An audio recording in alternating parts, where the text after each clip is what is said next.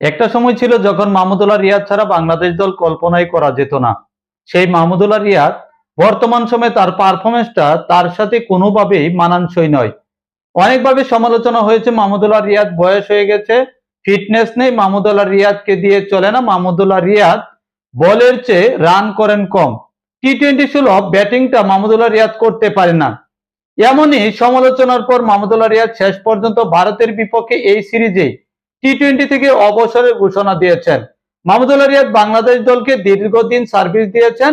বাংলাদেশের জার্সি গায়ে মাহমুদুল্লাহ রিয়াদ কেমন পারফরমেন্স করেছে সেটি নিয়ে বিস্তারিত জানাচ্ছি প্রতিবেদনে। অবসরের ঘোষণা দিলেন মাহমুদুল্লাহ রিয়াদ।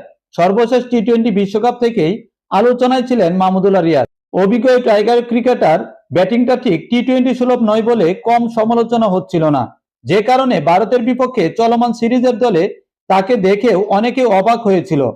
এরই মধ্যে শোনা যাচ্ছিল